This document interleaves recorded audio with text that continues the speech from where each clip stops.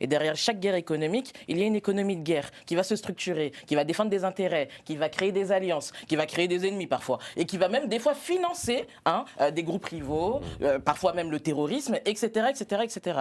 Donc là, dès qu'on est d'accord sur le fait qu'on est en économie de guerre, non, pardon, en guerre économique, et qu'aujourd'hui le droit international, c'est un outil pour dire que, on l'appelle bien évidemment le monde des affaires. Eh bien oui, on va venir condamner un tel pays, on va faire un embargo ici, on va faire plein de choses qui vont venir asphyxier les territoires et justement leur souveraineté. Et je tiens à rappeler que qui sont les premières victimes collatérales de ce droit international qui couvre justement cette guerre économique? Eh bien, ce sont les pays africains. Quand on regarde ne serait-ce que les contrats qui ont été négociés, les gens se lèvent un beau matin en disant mais oui, l'AES a décidé de s'affranchir de la France. Non, c'est à part d'une base qui est les contrats qui ont été négociés concernant l'exploitation des matières premières.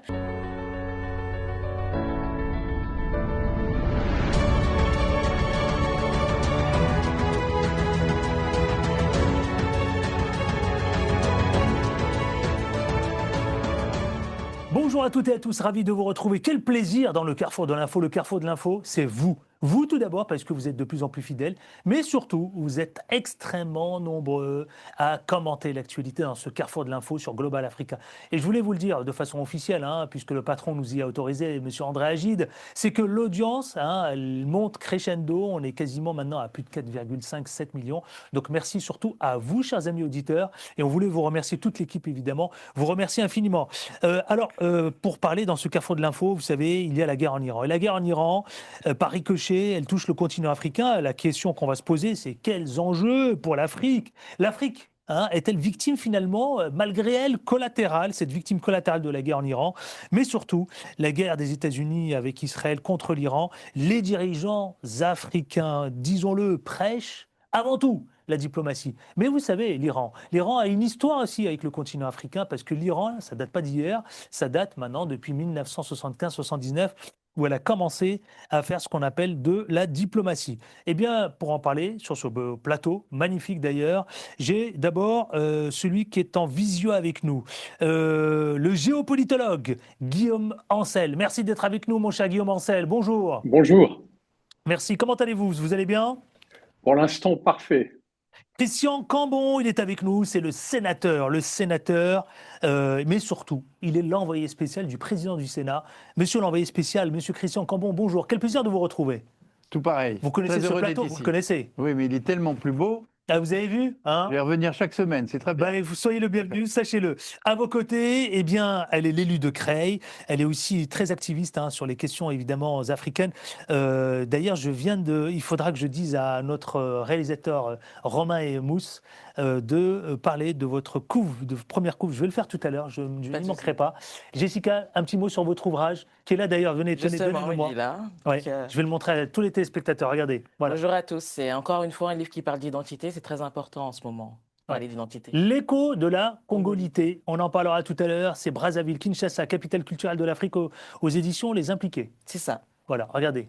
Retenez bien ça. Je vous le recommande vivement. C'est quoi, 15 €? Oui, c'est ça. Voilà. En deux mots, c'est quand même, c'est d'être tiraillé à la fois entre être française et être africaine. Non, justement, c'est pas du tout ça. C'est le contraire. C'est de dire que le métissage, c'est un pont. Le métissage, c'est une valeur ajoutée, c'est une addition. Et qu'en effet, aujourd'hui, on s'est retrouvé dans des questions identitaires qui parlent de division, qui parlent de séparation. Il faut choisir entre être musulman ou français. Il faut choisir entre être congolais ou français. Eh bien, moi, je dis qu'on peut être tout ça à la fois. Et donc, c'est pas une question de créolisation, mais c'est juste cette chose qu'il faut dire que nos origines ont apporté un plus et continueront à l'apporter pour toujours. Ça va faire plaisir à qui, ça? Dites-moi. Au sénateur Akli Melouli. Ah, mais j'imagine. Bonjour Akli Melouli, vous aussi vous êtes un habitué de ce plateau. Comment ça va, monsieur le sénateur? Très bien. Bonjour à nos spectatrices et spectateurs. Ouais, merci en tout cas d'être avec nous. Merci de nous inviter. Merci. Augustin Vague, l'analyse politique, comment ça va? Bonjour, très bien, et vous? Vous avez pris des coups la fois dernière Ouais, sur les ça va. en France-Algérie. Vous avez pris, comme on dit dans le jargon, vous avez pris cher. J'ai un dôme de défense. Donc... Vous avez un homme de défense. En tout cas, je peux vous dire que ça a été beaucoup commenté sur Augustin Vague qui a pris beaucoup de coups. Oui. Mais il est là, il est encore avec nous, donc le voici, le voilà. Encore là. Messieurs, je vais d'abord m'adresser à Guillaume Ancel, s'il vous plaît, parce que je dois le libérer dans quelques minutes. Guillaume Ancel, est-ce que l'Afrique est victime collatérale de cette guerre en Iran? Quand on voit la situation en Iran qui on va le dire clairement, Guillaume Ancel, vous êtes géopolitologue et je vous connais. Je sais que vous allez nous dire un certain nombre de choses, vous allez nous esquisser là les enjeux et surtout l'impact que cela va procurer mondialement. On parle du Moyen-Orient, on parle de Chypre, on parle de l'Europe et maintenant bientôt l'Afrique. Monsieur Guillaume Ancel. En fait, le conflit qui oppose actuellement les Américains et les Israéliens à l'Iran, effectivement, va avoir une vague d'impact assez important. Pour moi, le plus grave, c'est la remise en cause définitive du droit international. Alors, on le savait avec Donald Trump, on le savait avec Vladimir Poutine, qui d'ailleurs n'a jamais été critiqué sur ce point par Donald Trump, c'est qu'ils estiment qu'en fait, la seule loi qui prévaut, c'est la leur. Et ça change tout pour nous. Parce que en Afrique, comme en Europe, comme sur le continent américain, on estimait malgré tout jusqu'ici que la loi, le droit est primé et que quelque part, on avait des armées d'avocats et de tribunaux pour nous expliquer ce qu'on avait le droit ou pas le droit de faire. Et puis désormais, on s'aperçoit qu'en fait, Trump tout seul peut décider qu'il va kidnapper les dirigeants du Venezuela et Attendez, maintenant Guillaume qu'il Ancel, vous déclenche dites une seul, guerre tout seul. contre l'Iran. Je ne suis pas certain. Je vous arrête tout de suite. Certains pensent que c'est Israël qui l'a embarqué dans cette guerre. Je vous pose la question. Vous êtes géopolitologue, vous êtes aussi un ancien haut fonctionnaire de l'armée. Je vous pose la question. Beaucoup considèrent de plus en plus, y compris les sympathisants de Donald Trump, qui disent il s'est laissé embarquer parce que c'est Israël qui a provoqué la guerre. Alors, ce sera très difficile de dénouer les fils de ce sujet parce qu'évidemment, chacun expliquera que pas du tout, c'est l'autre. Mais le seul chef des armées américaines, c'est Donald Trump. Et donc, qu'il ait été manipulé ou pas par son ami Benjamin Netanyahou, ça ne change rien à sa responsabilité. C'est lui qui déclenche la guerre. Benjamin Netanyahou n'a pas la possibilité d'envoyer l'armée américaine en guerre. Et donc, cette guerre qu'il a déclenchée, qui, à mon avis, était pertinente sur un point. C'est-à-dire que l'Iran se foutait de la gueule du monde entier depuis des années en expliquant qu'elle était prête à négocier le fait qu'elle ne fabrique pas d'armes nucléaires, alors qu'elle le faisait aux yeux et au su de tout le monde. Et notamment pendant les négociations la semaine dernière à Genève, les Américains ont appris, et malheureusement l'information a été confirmée, qu'ils étaient en train d'installer un laboratoire secret extraordinairement bien enterré qui allait leur permettre d'augmenter l'enrichissement de l'uranium. Vous allez réagir, monsieur le sénateur, vous allez réagir. Je fais simple sur un seul point, c'est que quand on fait de l'enrichissement d'uranium au-delà de 5%, il n'y a aucune application civile qui corresponde. Or, les Iraniens étaient à plus de 60% d'enrichissement de l'uranium, ce qui veut dire qu'ils avaient clairement l'intention de construire une arme nucléaire. Et le problème avec une arme nucléaire, c'est qu'il ne faut pas attendre d'avoir la preuve qu'elle fonctionne pour prendre, je dirais, des mesures. Donc le fait qu'il y ait une menace nucléaire de la part de l'Iran, elle est avérée. Après, la manière dont agissent en particulier les États-Unis, est absolument consternante. C'est-à-dire que, en janvier, on se souvient qu'il y a eu un soulèvement de la population iranienne extraordinaire. Donald Trump les a incités à continuer en disant qu'il arrivait. Et puis, dans la nuit même, il a changé d'avis. Oui. Et là, pratiquement un mois et demi après, il lance cette opération gigantesque pour bombarder l'Iran. Alors évidemment, ça a l'air très impressionnant, mais quand on regarde bien, ça correspond à 2 jours de bombardement de la guerre en Ukraine. Hein. C'est pas, il ne peut faire que des bombardements aériens. Il n'a absolument pas les moyens d'envoyer des troupes au sol. Et donc, légitimement, d'un point de vue militaire, on peut se dire, OK, mais il veut aller où? Parce que bombarder n'a jamais renversé un régime. Et d'ailleurs, on le voit bien en Ukraine. Guillaume Ancel, il y a le sénateur Hakim Elouli qui souhaite vous interpeller. Guillaume, monsieur le sénateur. Oui, bien sûr. Oui, moi, je voudrais l'interpeller sur une chose. Vous dites qu'il y a un intérêt. Il n'y a aucun intérêt à faire une guerre. Parce que quand vous dites sur le nucléaire, il y a d'autres pays qui ont développé le nucléaire à qui on ne demande pas les choses alors qu'on devrait le demander. Et c'est ça, le double standard, c'est dangereux. Mais je finis. Après, on ne va pas... Monsieur le sénateur, je ne vous laisserai pas. Je vous laisserai parler. Voilà. Moi, je vous laisserai parler. Vous savez que quand même, quand on a construit le droit international, c'est bâti après la Première Guerre mondiale parce qu'il faut tirer, et en cela, le Premier ministre espagnol a raison. Vous savez qu'on a bâti le droit international à la suite de la Première Guerre. À l'époque, c'était le droit, la Société des Nations, la SDN, si vous vous en souvenez. Et pourquoi la SDN est morte? parce que justement, on n'a pas pu empêcher la Seconde Guerre mondiale. Et donc, après la Seconde Guerre mondiale, on a bâti le droit international, c'est en 48, effectivement, avec tous les outils qui vont, la CPI, la CIG, etc., l'ONU. Aujourd'hui, le droit, il n'est pas mort que là, il est mort à Gaza, déjà, ce droit international, sur le double standard. Donc, du coup, aujourd'hui, il est accentué en Iran et chez Maduro. Donc, c'est pour ça qu'à un moment, si on ne pose pas ces questions-là, et donc aujourd'hui, en fait, qu'est-ce qui va sortir de ça? On va parler effectivement du rôle des sociétés, parce que c'est ça l'objectif. C'est qu'est-ce qu'on va Monsieur le construire. sénateur, vous avez une question à me poser Il va parce vous que répondre. Monsieur le sénateur, laissez-le, Bah, il va vous répondre. Monsieur Guillaume Ancel, merci.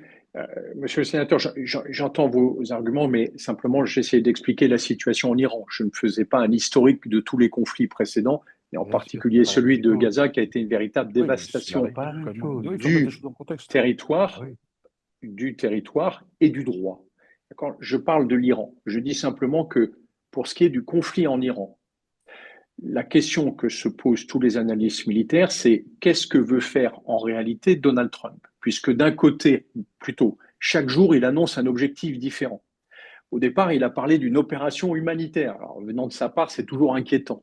Puis le jour d'après, c'était devenu non, mais en fait, on est là pour détruire les armes nucléaires. Et puis le jour d'après, c'était pour faire renverser le gouvernement, le régime des mollahs. Donc personne n'arrive à comprendre ce qu'il a réellement en tête. Je vais juste vous dire, d'un point de vue militaire, ce qui est en train de se passer. C'est qu'une opération strictement aérienne ne peut pas renverser un régime. Ça n'existe pas. On en a l'exemple dans la guerre en Ukraine qui dure depuis 4 ans. Par conséquent, la question c'est, est-ce que il va négocier en réalité après cette vague de bombardement avec ce qui restera du régime des mollahs, mais ça veut dire qu'il l'installe durablement en place, s'il négocie avec eux un nouvel accord. Et j'ai peur que ce soit plutôt ça son plan principal. Ma dernière question, Guillaume. Est-ce qu'il attend que l'armée iranienne, qui est la seule à pouvoir s'opposer militairement aux gardiens de la révolution, les gardiens de la révolution sont en Iran les véritables détenteurs du pouvoir. Est-ce qu'il espère que ce soit l'armée iranienne qui prenne le pouvoir? Peut-être. Mais quand il nous explique que ce serait bien que la population iranienne se soulève, je rappelle qu'il l'a laissé tomber en janvier. Par conséquent, je ne vois pas pourquoi la population iranienne aujourd'hui lui ferait plus confiance. Guillaume Ancel, je vous libère parce que ce sera ma dernière question et on va lancer le débat ici. Je sais que chacun d'entre vous souhaite s'emparer de la parole. L'Afrique, vous le savez, tous les dirigeants africains, sans équivoque, qui se sont réunis d'ailleurs. Et est-ce qu'elle doit parler plus fort en matière de diplomatie? Quand on voit que la diplomatie, monsieur Guillaume Ancel, et vous le savez, vous êtes géopolitologue, est en panne, la diplomatie en Europe est en panne, sauf, et le sénateur Hakim El l'a rappelé, Pedro Sanchez est le seul quasiment en Europe à être contre la guerre et avec cette dualité face à Trump. Est-ce que les dirigeants africains, ils ont raison de prêcher cette diplomatie, Guillaume Ancel? Bien sûr, et je dirais deux choses. Les dirigeants africains, ils ont une responsabilité mondiale considérable, à condition qu'ils en aient conscience. C'est-à-dire qu'ils réalisent que leur voix est aussi importante que tous les autres continents. Ça veut dire que, il faut qu'ils arrivent à limiter et à régler les conflits par le droit, parce que c'est difficile de donner des leçons aux autres, ce que fait souvent la France quand elle est incapable de régler ses propres sujets de conflictualité au sein du continent africain. Et la deuxième chose qui me semble cruciale, c'est qu'on voit bien que face à des empires menaçants, comme sont devenus la Russie de Poutine ou les États-Unis de Donald Trump, bien je pense que les dirigeants africains ont tout intérêt à faire extrêmement attention à leur organisation collective qui leur permette de s'exprimer d'une voix puissante. C'est ce que les Européens ont du mal à faire actuellement, c'est-à-dire à constituer vraiment des ensembles politiques qui s'expriment de manière unie et pas complètement désordonnée, comme c'est malheureusement un peu le cas aujourd'hui. Guillaume Ancel, rappelez-nous votre dernier ouvrage. Oui, bien sûr, c'est Petites leçons sur la guerre, et ça s'appelle Comment défendre la paix sans avoir peur de se battre. C'est publié chez Autrement. Merci infiniment, Guillaume Ancel. J'espère que j'aurai le loisir de vous accueillir ici sur ce plateau, ce beau plateau d'ailleurs, dans le carrefour de l'info, dans Global Africa Télésud. Merci infiniment d'avoir répondu à notre invitation. Avec plaisir. À bientôt. Merci, salut à bientôt. Je lance les débats, j'ai vu chez les uns et les autres d'ailleurs. Vous voulez réagir? Allez, allons-y, vous voulez réagir? Vous voulez, monsieur le sénateur, monsieur l'envoyé spécial? Allez. Non, parce que c'est vrai, parce qu'on parlera des chiffres de la guerre. Oui, bien vous avez les chiffres, vous allez nous les soumettre tout à l'heure. Je voulais réagir à ce qui a été dit. D'abord, il faut essayer d'organiser le débat sur le fait que l'Iran était en mesure de posséder l'arme nucléaire. Et mon collègue Hakim El très justement, dit il y a bien d'autres pays qui possèdent l'arme nucléaire et on n'a pas lancé une pareille offensive. La seule différence, c'est que l'Iran profère depuis tant d'années des menaces terribles contre Israël. Je rappelle cette parole qui a été prononcée par un ancien chef d'État de l'Iran. Pour l'Israël, une bombe suffit. Ça veut bien dire ce que ça veut dire. Donc, à partir du moment où on dit Israël doit disparaître, doit être rayé de la carte, il est évident que la situation ne peut pas permettre à l'Iran de posséder l'arme nucléaire tant qu'il n'y a pas ce que la communauté internationale a toujours souhaité, la reconnaissance mutuelle des frontières et de l'existence à la fois d'Israël, de la Palestine et une reconnaissance des pays arabes. C'est ça la grosse différence. Et c'est effectivement, ça change beaucoup de choses. Imaginez que nos voisins belges disent en permanence la France doit être détruite purement et simplement. Quelle serait notre réaction? Non mais vous voyez ce que je veux dire. Vous la connaissez. Je prends effectivement des choses un petit peu qui n'existent pas, bien sûr. Mais l'Iran, depuis près de 45 ans, déstabilise l'ensemble de la région. Moi, j'ai été à de nombreuses reprises en Irak, j'ai été au Liban, j'ai été en Syrie, j'ai vu l'action, je n'ai pas été au Yémen malheureusement, j'ai vu l'action en permanence déstabilisatrice de l'Iran sur ses voisins. On le voit encore aujourd'hui, où il se retourne contre ses propres amis, le Qatar et Oman, qui ont accueilli des négociations. Il y a des bases américaines, il y a des Oui, bases britanniques sur place. Il n'empêche que ces pays les ont... À part l'Arabie Saoudite qui était plutôt leurs amis. Il n'empêche que ces pays les ont accueillis des négociations, et maintenant, et même la Turquie qui a failli s'en prendre un hier. Donc le problème, c'est que l'Iran a une position en permanence agressive. Ils n'ont plus de droit international. Mais il n'y a plus de droit international. Mais il n'y a plus. On est des médecins légistes du droit international. Mais bien sûr, mais mon collègue, monsieur Poutine mais bien sûr, mais mon collègue qui soit comme on l'a dit. Monsieur le sénateur, c'est pas qu'on peut. Il faut contextualiser le débat. Jusqu'au 16h, il a raison, mon collègue a raison de préciser les dangers de l'Iran, l'arme atomique, effectivement, le truc. Par contre, aujourd'hui, qu'est-ce qu'on voit aujourd'hui? Sur le terrain, la réalité, en dehors des incantations, la réalité, c'est qu'aujourd'hui, Israël met en danger toute la région. Puisque qui aujourd'hui, l'Iran met en danger. Oui, mais même l'Iran, tout le monde. Attendez, moi, je ne suis pas là pour défendre, je dis juste les réalités aujourd'hui. Le droit international, c'est le respect des frontières. Qui aujourd'hui s'affranchit du droit international pour bombarder ses voisins? L'Iran ou Israël? Donc, à un moment donné, on ne peut pas demander. Non, mais attendez, je finis. Moi, ce qu'on demande à l'Iran, je suis d'accord. Je partage ton point de vue. J'exige effectivement, je suis pour la démocratie. Moi, je suis ni chat ni mola. Je suis pour que le peuple prenne le pouvoir. Et ça, parce que je suis encore sur le droit international qui était pour l'autodétermination des peuples. Sauf que Trump considère que le droit international n'existe plus. Sauf qu'il n'y a plus pour Trump, les peuples. Et d'ailleurs, vous avez vu qu'il menace même l'Espagne. Vous parliez effectivement. Et comment on explique que l'Allemagne, qui va aux États-Unis, remet en cause un de ses partenaires européens, alors que l'Europe aurait pu parler d'une seule voix. Et c'est ça le vrai. Voilà, il n'y a plus d'Europe. Ils ont tout cassé. Et donc aujourd'hui, les États-Unis ont laissez-le finir. Et donc aujourd'hui, s'il vous plaît. Si effectivement, si on ne met pas du droit international pour tout le monde de la même façon, eh bien, on s'en affranchit. Et c'est la situation. Et la question, moi, que je pose aujourd'hui, et on va la poser avec les Africains, c'est en fait, je vois bien aujourd'hui, y compris les démocrates américains, parce qu'en fait, le salut va venir des humanistes. Et si nous-mêmes, on perd notre part d'humanité, dans ce débat, on a perdu la bagarre. Attendez, je distribue la parole, s'il vous plaît. Les démocrates américains, ça viendra de décimer ces démocrates. Je vois aujourd'hui le gouverneur de Californie qui commence à remettre en cause les choses, alors qu'il a été un des plus grands soutiens. Je vois aujourd'hui l'opinion en train de bouger. Et c'est ça qu'on doit accompagner. Et je vois quelqu'un comme Chancez qui met les pieds dans le pas, qui rappelle l'Irak et les Sénateur Cambon, Sénateur Cambon, il va vous répondre, après je vous donne la parole. Sénateur Cambon. Nous n'en sommes pas à la solution de l'ensemble des problèmes. Déjà, je pense que pour porter un jugement, il faut faire un constat. Le constat, moi je le partage avec vous, c'est que le droit international n'existe plus de facto. Les Nations Unies ont un encéphalogramme plat, il n'y a plus ils ne présentent du reste même plus de résolution, alors même plus de réunion. Mais depuis l'Irak déjà. Mais depuis l'Irak.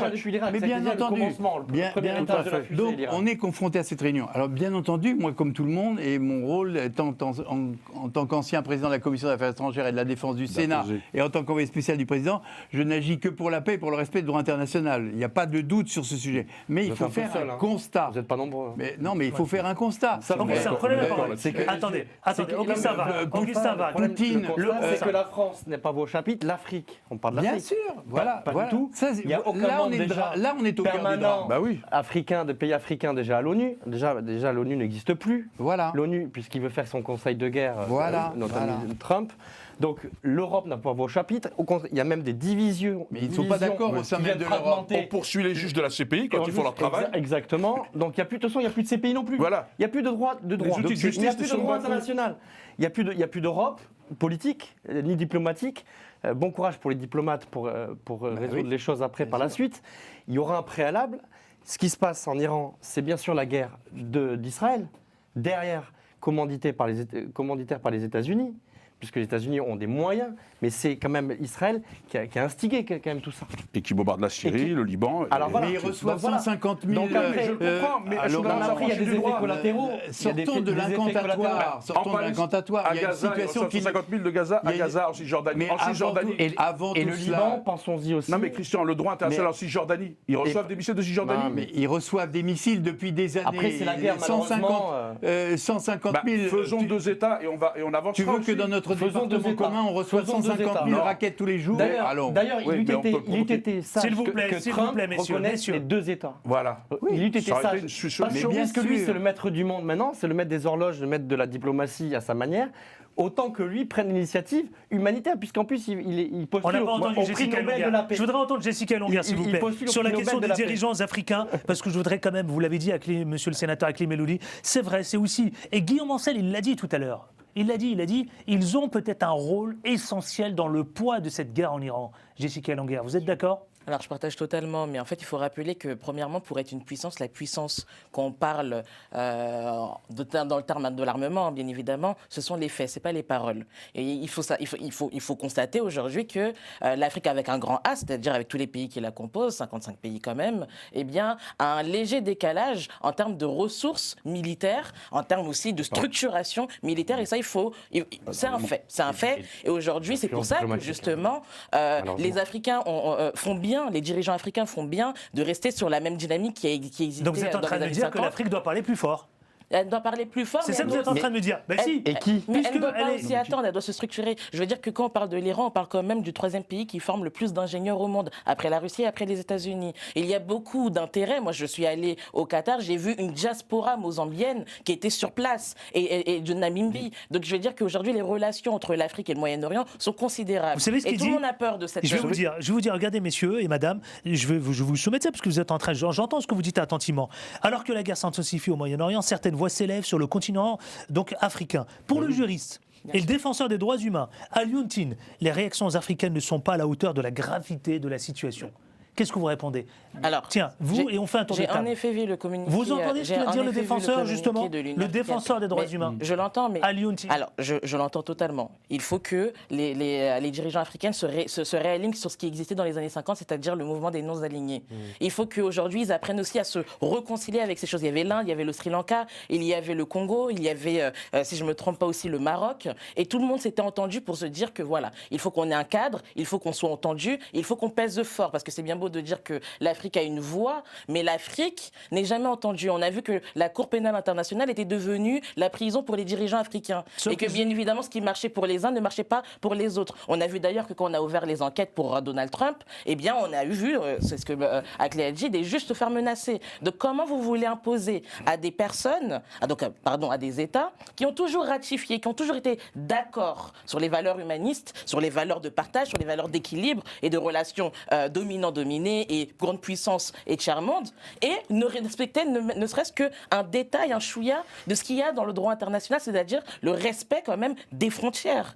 Monsieur le sénateur. Alors, Oui. déjà, évidemment, si on revient au thème de ce débat, l'Afrique va être une des premières victimes de cette crise. Ils vont être déjà touchés de plein fouet par le problème de l'énergie, hein, et puis, évidemment, tous les échanges internationaux, le commerce international, dont l'Afrique est un élément porteur, et va être évidemment touché. Donc on est entre inquiétude là, et des escalades. Dans une inquiétude. La Oula. deuxième inquiétude, Donc vous nous le confirmez quand même. deuxième inquiétude, encore une fois, revenons aux faits, c'est que, bien évidemment, tous autour de cette table, nous souhaiterions et nous souhaitons que l'Afrique joue un rôle beaucoup plus important sur le plan international. Et moi, ça ne me choquerait pas qu'un Africain ès-qualité siège au Conseil de sécurité. Oui. Parce que comment un continent de plusieurs milliards d'habitants futurs n'est même pas présent. Voilà, ça c'est clair. La seule chose, c'est qu'il faut aussi regarder les yeux de l'Afrique avec la réalité d'aujourd'hui. La multiplicité des conflits.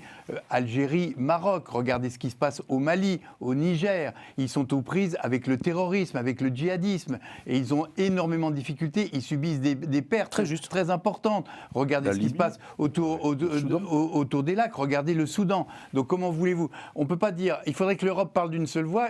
Et déjà que l'Europe, à l'exception des affaires ukrainiennes, n'est pas en conflit entre des pays. D'une seule voix en Europe, encore faut-il regarder les difficultés de l'organisation de l'Union africaine. Voilà des organisations qui pourraient porter une voix très forte. Mais ils sont déjà confrontés à leurs propres problèmes. Et donc, une des grandes difficultés de l'Afrique, me semble-t-il, c'est le fait qu'eux-mêmes regardez l'Algérie et le Maroc, qui représentent un poids considérable. Bon, regardez le conflit qui les anime autour du Sahara occidental, le Sahara marocain, de mon point de vue. Regardez un petit peu le conflit qui les anime. Comment voulez-vous que ces deux pays, qui sont des pays très importants, puissent dire à l'Iran, aux États-Unis, à Israël, vous savez que par les accords d'Abraham, certains pays africains ont déjà conclu des accords avec Israël. Donc ils sont tenus aussi à la réserve parce qu'Israël les aide aussi. Vous voyez, c'est tous ces sujets-là. Donc vous êtes en train de dire des réactions... Non mais attendez, moi je comprends ce que dit le sénateur Cambon, c'est-à-dire réaction contrastée, le plus souvent d'ailleurs, la prudence, rien que la prudence. Est-ce que vous êtes d'accord avec ça? Oui, moi je dis... Donc, déjà, pas l'incantatoire. Il y a conflit et conflit. Pour l'instant, le conflit dont on parle entre l'Algérie et le Maroc, c'est un conflit effectivement pour l'autodétermination du peuple sahraoui, quelle que soit la position des uns et des autres, mais ils ne se permettent pas de se bombarder dans les frontières. Donc pour l'instant, ils sont dans un conflit qui respecte le droit. Mais c'est arrivé, mais ça a été réglé en 1975. Et c'est pour ça. Non, mais je finis ça pour expliquer. Donc ils sont pour l'instant dans le droit international. Le problème, au Soudan, le droit international est bafoué, y compris par des gens qui aujourd'hui sont acteurs dans le Golfe, puisqu'ils alimentent les proxys. Il ne faut quand même pas l'oublier qu'en Afrique, c'est le territoire de jeu de pas mal de pays. Si on ne dit pas ça, on est dans le chose. Et donc, je voudrais dire, et là où je partage effectivement avec mon collègue Christian Cambon, c'est que, effectivement, dans le cadre du multilatéralisme, bien sûr qu'il faut, c'est comme l'universalisme. Ça ne peut pas se faire sans une partie de l'humanité. Et donc, effectivement, notre universalisme, les Africains doivent plus. Voilà. Ça n'existe plus. C'est pour ça que je dis qu'il faut reconstruire. Donc, il faut arrêter de parler de multilatéralisme parce que ça n'existera plus. Non, mais il faudra le reconstruire. Ouais, mais si on avec qui et je finis sur le rôle de l'Afrique. L'Afrique, effectivement, là où je partage l'inquiétude, c'est sur le volet économique et le volet climatique. Parce que... Non, monsieur le sénateur, il y a beaucoup de choses. C'est des conséquences majeures sur l'économie, l'énergie, comme le disait le sénateur Jessica Lega, et la stabilité mondiale, je rajouterais. Oui, mais je vais venir après. Je finis sur Adil sur le truc. D'ailleurs, avec le président, comme nous l'a défendu, l'aide au développement, on a retiré plus de 2 milliards 800 millions en 2 ans, qui fait que quand on met 1 euro, c'est 12 euros qu'on lève, donc ça veut dire 12 fois ce montant-là, plus les baisses de l'aide canadienne, américaine, anglaise. Donc on voit bien que déjà l'Afrique est déjà en grande difficulté et ça va venir se rajouter, accélérer. Et donc, et je finis en disant... Quand vous dites accélérer, c'est quoi? Elle va se fragiliser davantage avec cette guerre en Iran ? Bien sûr. La santé mondiale va être fragilisée davantage et on va être tous impactés. C'est ça le vrai sujet. Il faut savoir que maintenant on est interconnectés depuis le Covid, on le sait. Et je voulais finir sur une chose. Il faut quand même, on parle de l'Afrique, on parle que quand on parle de pays, on parle de rapport de force. C'est pas que des armes et que des militaires. Vous savez, la dernière marche avant la guerre, c'est la diplomatie. Vous savez, la première marche après la guerre, c'est la diplomatie. Il n'y en a plus. Donc voilà, mais donc on doit retrouver ça, et donc l'Union africaine doit parler d'une voix truc. Et d'ailleurs, ce que j'avais espéré que l'Europe le fasse à Adil, sauf que les Allemands, en étant avec Trump et en désavouant son collègue et en critiquant son collègue espagnol, ce qu'il n'aurait pas dû faire, eh bien, il a tué la possibilité que l'Europe soit cette voix qui porte ce multilatéralisme, qui porte cette voie diplomatique. Là, vous allez me dire pourquoi c'est fini. Alors attendez, pourquoi c'est fini? Pourquoi c'est fini? Attendez, s'il vous plaît. Mais d'accord, c'est fini. Non, mais d'accord, c'est fini. Il faudra parler de solutions. Messieurs, attendez, il y a Augustin Vargue, c'est fini. Pourquoi? Il y a le sénateur Cambon et puis Jessica Longuer. C'est fini parce que l'Europe incarnait le multilatéralisme depuis la fin de la Deuxième Guerre mondiale, au gré des gouvernements qui est plus va-t-en-guerre les uns et les autres, il n'y en a plus au fur et à mesure. Et Trump a scellé, a confirmé cette fragmentation de l'Europe. Et il s'en sert. Et il ne nous aime pas en plus. Donc ça, c'est contre nous. Et bien évidemment. Il a même dit que s'il voulait aller sur les bases espagnoles, personne ne l'en empêcherait Oui. et qu'il pourrait y aller. Il s'en fout, il n'y a pas de droit international. C'est le droit de Trump. Voilà. Ouais. C'est le droit de Trump. Voilà. Je pense qu'effectivement, Christian Cambon. la difficulté que nous avons à percevoir l'état du monde aujourd'hui et tous les drames qui s'en suivent, c'est que nous sommes dans une période de transition. L'ordre ancien n'existe plus et n'existera plus tel quel. C'est un nouvel ordre mondial. Exactement. Et même quand on a dit les pays du Sud Ça global, vous fait rire, vous allez les nous dire pays du pourquoi. Sud global s'entendent quand ça les arrange. Mais regardez du reste l'attitude de la Chine et de la Russie face à ce qui arrive. Quel silence, quel silence. Mais ils sont très Alors, ils sont embêtés, très hein. occupés par ailleurs. Ils sont très embêtés. Oui, ils sont très embêtés, la Chine. La Parce Chine, qu'elle va- avec le détroit la Chine, d'Ormuz, est très elle va embêtée plus sur recevoir son de- La Chine, ce rapprovisionnement qui l'intéresse, c'est qu'il n'y a plus de en pétrole. pétrole et en gaz, là. Elle se fout littéralement des populations, de ce qui arrive dans tous ces coins. Israël et les Américains aussi, ils se foutent Voilà, complètement mais des décisions totalement. des peuples. Et on a Ah bah oui, affaire bien maintenant, sûr. ce n'est plus l'ordre du droit international, c'est l'ordre de la Alors, violence, c'est l'ordre de la force. Jessica Voilà. Elgar, Et il faut donc, qu'on Si on ne se transfère Pour pas, avancer. si on ne se transpose pas dans ce nouvel ordre mondial, on peut parler, commenter et pleurer tous Mais on est les les larmes gars- de son corps on en disant est- mon Dieu que c'était mieux du temps où effectivement On est la- des grands naïfs. Ça, Hein, j'ai parce été- que nous, on fait de la diplomatie à coup de communiqué, de Voilà. X et de Twitter. Voilà. Monsieur le Alors que les Président, autres, ils sont. à coup d'acte. Et on a Monsieur- on a des Attendez, présidents pas lui, mais qui c'était n'étaient moins même pas au brutal. courant. Monsieur le Président, vous êtes en train de nous C'était dire pas quoi lui, c'était moins brutal. Qu'on est en C'était train de moins brutal. dessiner une nouvelle ordre D'accord. mondial. Non, je dis que Oui, mais faut d'autres le dire. dessinent pour nous l'ordre mondial. Et malheureusement, et là je rejoins mes collègues, l'Europe n'a pas fait dans le passé et n'est pas en train de faire les efforts nécessaires Voilà. pour exister On est en tant d'accord. que telle, à la fois comme puissance économique, comme puissance politique et comme puissance militaire. Vous prenez chacun de ces chapitres et vous voyez, rien ne colle. Il n'y a plus de solidarité déjà alors entre l'Espagne États est d'un membres. côté, la Hongrie dit autre chose, la l'Allemagne, Pologne Il y a dit plus autre chose, de l'Allemagne, la solidarité France, entre etc. États membres fondateurs déjà. Voilà, donc, déjà. donc le problème il est là et c'est pour ça que nous on est comme des spectateurs. Des Et naïfs, je des grands commence à naïfs. comprendre le communiqué du Des président idiots Macron. Il dit, Attendez. nous ne sommes ni informés ni impliqués. Oui, ah oui. bon, bah alors donc, très bien, bah, on retourne et puis on va à la pêche ou on va en vacances à Dubaï et on prend des trucs sur la tête et on dit oh bah là, mais comment se fait-il que brusquement cet État qui était tranquille maintenant s'est bombardé. Voilà, on ne comprend rien à rien de cette histoire. Jessica Elonga, donc la flambée des cours du pétrole sur les économies africaines. Quel est l'enjeu pour l'Afrique? Tu avais raison. Alors déjà, premièrement, il faut rappeler que on est dans un...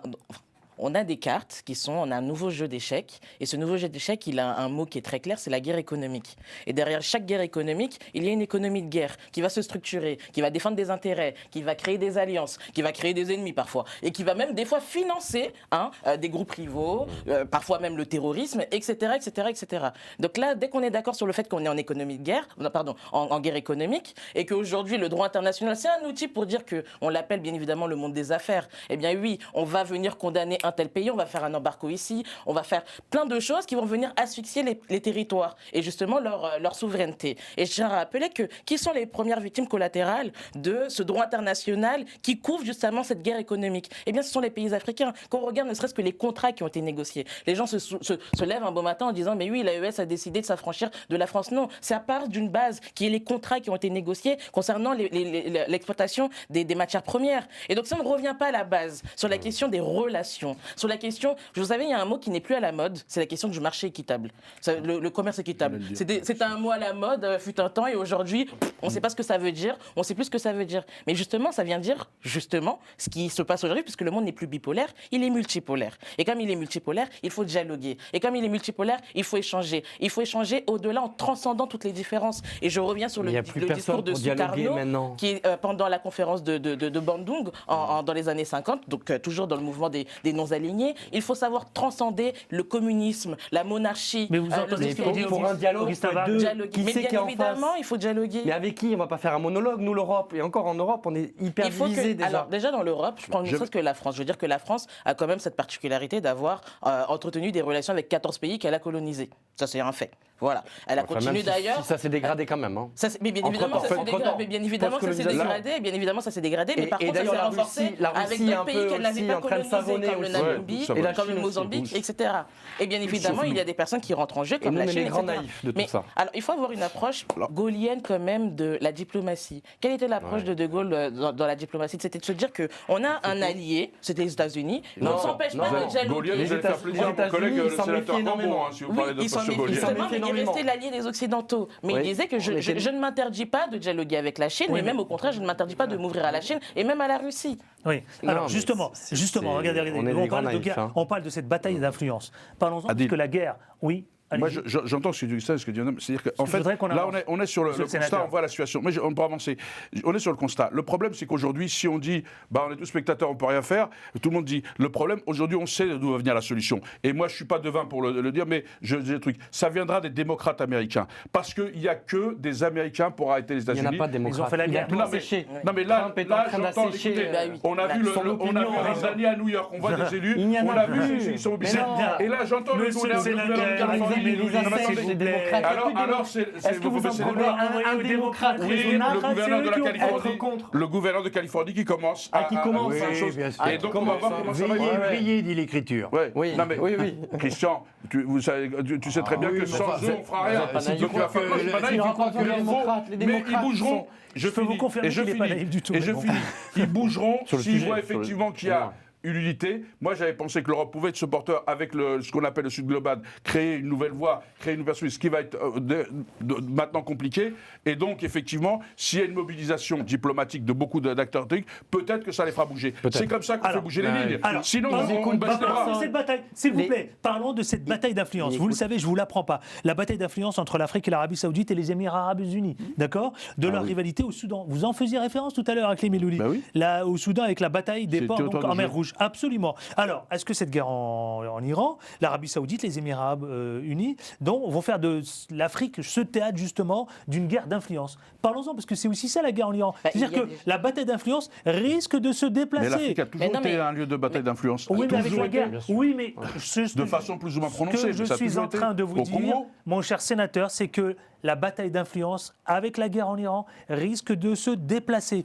Quel impact justement? Alors déjà, il y a un Quel impact sur impact les armes, parce qu'il faut savoir qu'on a des territoires qui sont bien évidemment En gros, emprisés ça en va guerre. changer la donne. Non, Si mais vous voulez, bien la sûr. question, elle est encore plus Et claire. l'Iran fait partie aussi de ces pays qui fournissent aussi en armement à certains territoires sûr, en Afrique. oui, Surtout Et qu'elle bien a, évidemment elle a entretenu des relations très tous, étroites mais avec bien l'Afrique. évidemment, avec L'Iran. le proxy. Mozambique, Oui. avec la Namibie, avec Depuis le différents Shah. territoires, et même avec le Yémen. Bien évidemment. Donc je veux dire que bien évidemment, D'ailleurs, et je pense on que en là parlait la question aussi, que vous oui, posez finalement, c'est est-ce que la bataille israélo-iranienne va se transposer sur le continent africain? J'ai dit encore, les dirigeants déjà, africains, Elle est déjà.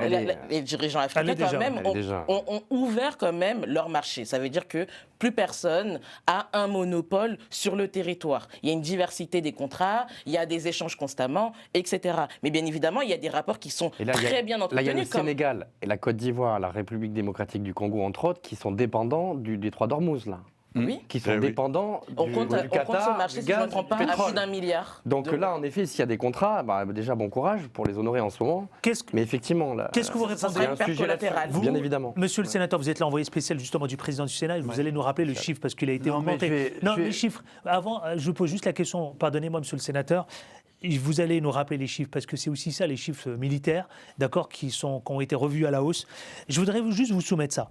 La tension, donc la montée de la tension, des tensions, au Moyen-Orient, les organisations africaines ont rapidement fait entendre d'une même voix. La voix commune, vous savez, c'est celle du président de la Commission de l'Union africaine, Mahmoud Ali Youssouf, qui a exprimé, j'ouvre les guillemets, profonde préoccupation après les frappes militaires menées par les États-Unis en coordination avec Israël contre des cibles en République islamique d'Iran, d'accord, y voyant tout simplement une chose, j'ouvre les guillemets de nouveau, une grave intensification des hostilités dans la région. Alors le responsable africain appelle toutes les parties impliquées à la retenue et à une désescalade urgente et à un dialogue soutenu. Ce dialogue soutenu, est-ce qu'il est possible? Rappelez-nous le chiffre, je voudrais vraiment que vous le rappeliez. Le chiffre de quoi? Militaire, de la hausse, évidemment, je crois que le Sénat a revu tout cela. Ah, les budgets. On parle du budget, des pardon, oui. budgets, oui, nous on a revu, moi j'étais le rapporteur des 2 dernières lois de programmation militaire, on a porté l'effort de défense à 413 milliards. 413 milliards. 413 milliards sur 5 ans, ce qui est énorme, mais ce qui est très inférieur... Considérable, non? Oui, mais c'est très inférieur déjà à ce qu'ont fait les Allemands. Par exemple, les Allemands sont à 100 milliards par an, nous on est à 60 et quelques milliards par an. Je rappelle que les États-Unis, c'est plus de 1000 milliards par an, donc faut voir les échelles. Bien.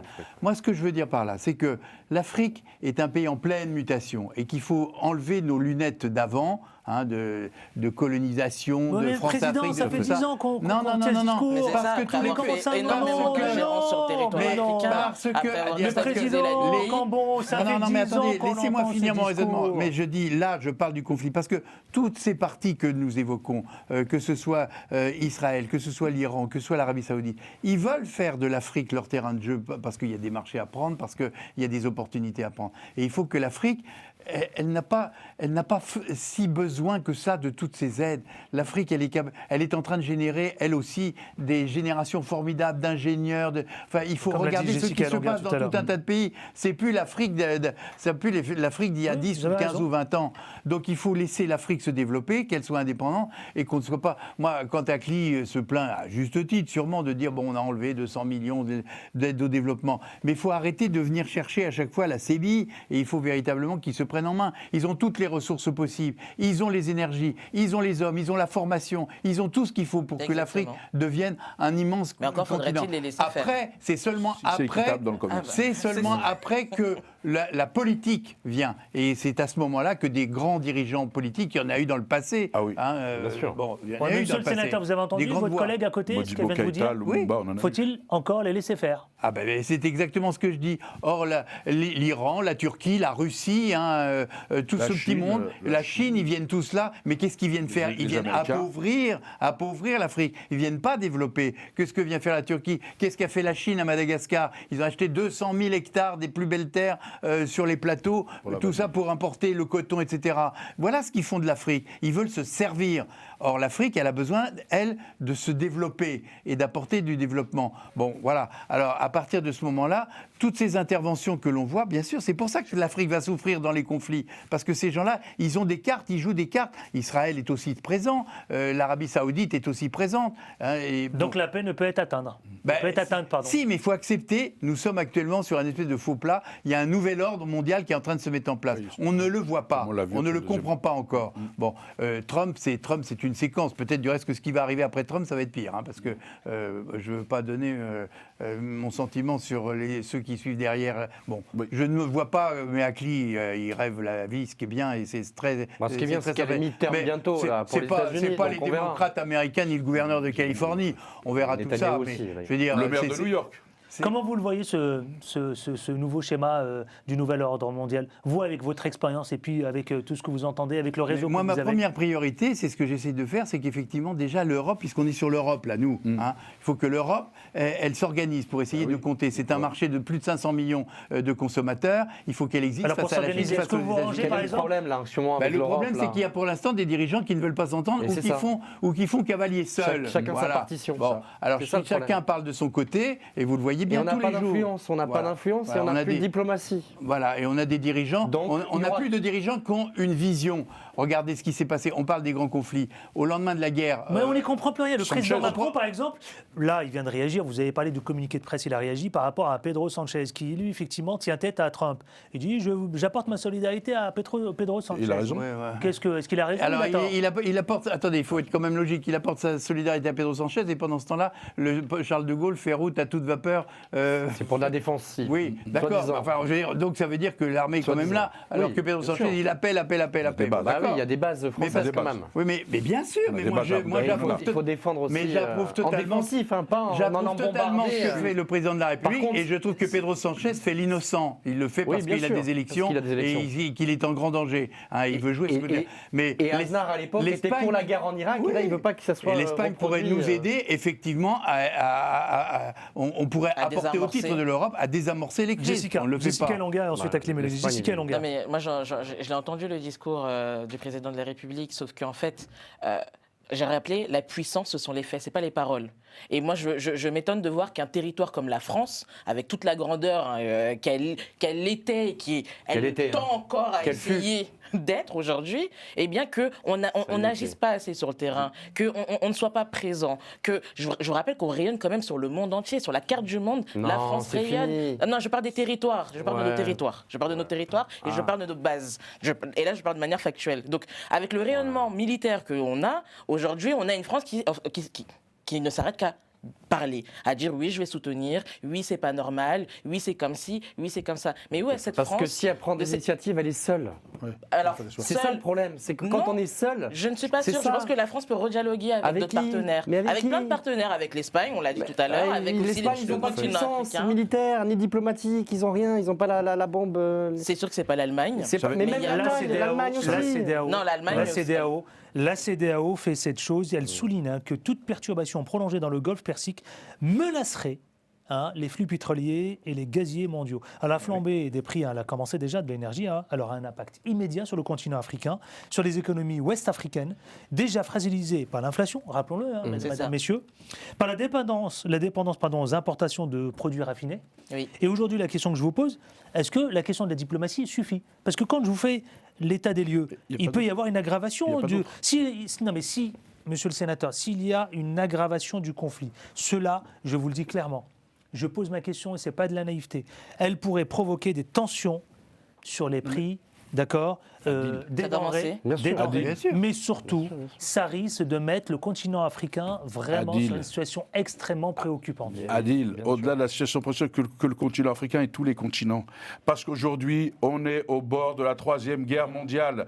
Je rappelle l'histoire, et je le dis, la France, elle avait raison quand elle n'a pas voulu aller en Irak, et l'Allemagne était avec nous à l'époque. Aujourd'hui, elle a changé de position. Les Anglais sont même réticents par rapport à leur alignement sur les États-Unis. Ils deviennent réticents à ce que font les gens. Donc on voit bien que les lignes sont en train de bouger. Et moi, quand on dit ici que la diplomatie, mais qu'est-ce qu'on fait? On ne va pas rentrer en guerre. Moi, je ne suis pas toujours d'accord avec le président de la République, ce n'est pas mon courant de pensée. Mais en tous les cas, il a dit deux choses quand même que les gens ont oublié de retenir. C'est qu'il a dit, il ne veut pas de la guerre, il ne veut pas rentrer en guerre, on n'a pas de raison de faire la guerre, donc il a posé par rapport à Sanchez, il y a des trucs. La deuxième chose, il a dit que la France défendrait ses intérêts. Mais bien sûr qu'elle défend ses intérêts, il ne manquerait plus qu'on ne les défende pas. Et donc, là-dessus, on ne peut pas être en désaccord. Après, la façon, et moi, ce qui m'a choqué, c'est qu'on se félicite quand il y a des assassinats ciblés, y compris de Kabini. Moi qui suis pour le droit international, les gens doivent aller devant les tribunaux. Sauf que quand on dit ça, et là, vous allez me reprendre en disant, mais comme les gens qui ont été condamnés, et ils continuent à courir partout, et même à les bombarder sans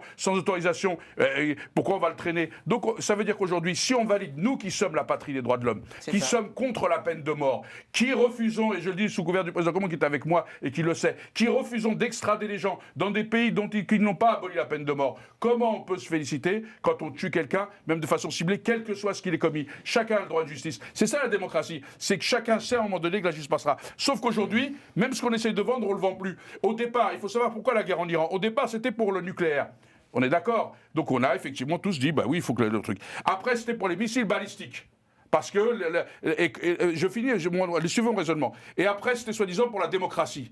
Parce qu'on n'arrivait pas à faire monter tout le monde et les humanistes derrière nous. Et donc aujourd'hui, qu'est-ce qui se passe? Quand on est sur la guerre en Iran, on sait bien que le bombardement n'a jamais rétabli la démocratie. On l'a vu en Irak, on l'a vu en Libye, on le voit ailleurs. Et donc aujourd'hui, quand on va bombarder l'Iran, tout le monde dit félicitations, bravo. Quand l'Iran se défend, on dit il faut aller protéger les gens pour que les gens se défendent. Mais en droit international, quand vous êtes attaqué, vous avez le droit de vous défendre. Ça fait partie du droit international. Et donc aujourd'hui, il faut qu'on change tout ça. Et si aujourd'hui on dit tous, ah bah la diplomatie c'est foutu, il faut qu'on se mette tous sur la figure, ça va pas le faire comme Monsieur monde le sénateur, de demain. on arrive bientôt au terme de cette émission. Je voudrais juste qu'on finisse quand même. Vous vouliez dire quelque chose? Oui, en fait, l'Europe n'a aucun intérêt de s'emparer de ce qui se passe en Iran, parce qu'on a eu déjà l'expérience avec l'Irak. Et que qu'on a créé un monstre juste après avec Daesh et tout ça. Donc l'Europe a peur pour sa sécurité par rapport au terrorisme et tout ça. Et je dirais qu'une guerre de 4 semaines, comme on a entendu parler, c'est pas vrai. C'est pas possible. De façon aérienne, c'est pas possible. Il faut, pour qu'il y ait une guerre éclair, il faut cibler les lieux de l'enrichissement d'uranium. Il y a 400 kilos que les Américains avec leur système et les Israéliens avec leur système d'information, ils sont capables d'aller les chercher. Et parier sur que le régime soit renversé par la population, par les Iraniens eux-mêmes. Parce qu'une guerre en terrestre, enfin une présence terrestre des Américains et de ses alliés, ça va être l'enfer. L'enfer. Il y a quand même quelque chose qu'il faut comprendre. Les bombardements, effectivement, n'ont jamais ramené la démocratie. Mais qu'est-ce qui se passe en Iran? On a vu, il y a 2 mois, que la population iranienne, qui ne supporte pas le gouvernement à plus de 80%, mais elle est à main nue moyennant quoi, quand ils sont descendus dans les rues, il y a eu peut-être 30 ou 40 000 morts, peut-être bien plus. Et la population, elle ne redescendra plus dans la rue tant qu'effectivement les bombardements n'auront pas neutralisé les gardiens de la révolution, les Bassidji, dont je rappelle qu'ils sont près de 600 000 et qui sont mieux armés que l'armée iranienne, mieux armés. Donc, je pense que la logique des bombardements que personne ne défend en soi, bien évidemment, et les assassinats, tout ça, je dis simplement que les bombardements visent à anéantir les forces de la répression, parce que tant que ces forces de la répression seront en mesure de faire ce qu'ils ont fait, qu'on a vu, qu'on a su, 40 000 morts, c'est quand même pas rien, un gouvernement qui fait tirer sur sa population. Tant qu'on n'aura pas neutralisé tous ces gens-là, la population n'entamera pas le processus normal, car c'est à la population iranienne de procéder au changement. Et je crois que c'est là la divergence qu'il y a, on n'en a pas parlé, entre Israël et les États-Unis. Israël veut la destruction pure et simple du régime par la force. Les Américains, ils voient bien que c'est beaucoup plus compliqué que ça. Et je crois qu'ils veulent justement, du reste, Trump l'avait dit, il faut maintenant que la population prenne le relais. Mais elle ne le peut pas. Elle peut pas. Si elle sort, elle se fait massacrer. Ils n'ont rien, ils ont que leurs mains et leurs poitrines, voyons. Et pour finir cette émission, 185 000 gardiens de la Révolution pour finir cette émission, contre le régime. Les dirigeants africains, certainement, les décideurs politiques nous regardent dans le carrefour de l'info. Est-ce que vous avez le sentiment, je vous pose la question, que les dirigeants africains aujourd'hui peuvent utiliser cette arme de la diplomatie et continuer à prêcher la voie de la diplomatie? Alors, je pense Jessica Alonga. On fait un tour de table. Vous êtes aussi, vous connaissez, vous êtes aussi, vous occupez d'une commission, me semble-t-il, Monsieur Hakim Elouli. La même que monsieur. Il est dans la même commission. Dans la même. Donc voilà, donc vous êtes vous deux, effectivement. Vous allez nous dire tout à l'heure. Vous allez nous dire, parce que les décideurs politiques nous regardent, et je voudrais vous entendre sur cette question-là pour la guerre en Iran. Ce que je disais, c'était que j'ai écouté les propos du Premier ministre du Sénégal, M. Sonko. Et je partage totalement ses paroles, notamment quand il dit que nous sommes en train de quitter en effet le droit international pour tendre à un autre État qui est un État d'ensauvagement d'ailleurs, tout simplement. Et que je pense que les dirigeants africains ont cette lucidité de comprendre que les cartes sont en train d'être déplacées et qu'il faut se réorganiser, il faut renouer le dialogue avec certains territoires et il faut proposer de nouveaux contrats, de nouveaux échanges, etc. Donc à chaque crise, de toute façon, il y a un terrain diplomatique à avoir. Il faut continuer à entretenir des relations, il faut en créer de nouvelles, il faut ouvrir des partenariats, il faut mobiliser le cadre de l'enseignement, etc. pour continuer avec le lien, continuer. Je tiens à dire, parce que c'est ce que je dis aussi dans le livre, que la diaspora est un pont. La diaspora est un pont dans ces nouvelles relations. La France a quand même cette particularité d'avoir en son sein quand même une diaspora africaine qui n'est pas des moindres. Qui n'est pas des moindres et qui est la plus importante en Europe. Sur le territoire. C'est vrai. Sénateur Corbon, de millions de personnes. Moi, je dis, pour parler du proche immédiat, il y a en Afrique des institutions, il y en a notamment une, l'Organisation de l'Unité africaine. Elle n'est pas soumise aux mêmes paralysies des Nations Unies, puisqu'il n'y a ni la Chine ni la Russie qui lèvent la main pour dire veto. Donc déjà, il y aurait un appel à la paix et à la négociation de l'Organisation de l'Unité africaine, où là tout le monde est représenté. Je pense que déjà ce serait un appel fort, parce que ce ne serait pas une personnalité, un dirigeant, mais ce serait l'ensemble de l'Afrique. Voilà des choses qui peuvent être faites. Dire que l'appel sera entendu, non, mais l'Afrique, elle trouverait une thématique commune pour faire en sorte d'exister diplomatiquement. Ce que l'Europe n'arrive pas à faire, puisque chacun prend ses initiatives quand il le veut, à l'heure où il veut, l'Afrique pourrait nous montrer un bel exemple, justement. Mais ça sera pareil, je pense. Il y a autant d'intérêts de pays africains que de... Mais peut-être on va faire un tour de table, parce qu'on arrive vraiment au terme de cette émission. Peut-être que, encore une fois, je ne grandis pas ce genre d'action des organisations internationales, mais disons que là, on a un cadre. Aux Nations Unies, dès qu'il y a quelqu'un qui dit quelque chose, l'autre lève la main, dit c'est non. Sénateur, le sénateur Melouli. Moi, je pense qu'en période de crise comme ça, il faut saisir toutes les mains tendues et toutes les il ne faut pas diviser. Et mon message à l'OUA, c'était avant, mais je sais que maintenant c'est l'UA, l'Union africaine. Mon message à l'Union africaine, il est simple, c'est de leur dire, c'est dans la division que vous êtes affaiblis, que vous êtes faibles.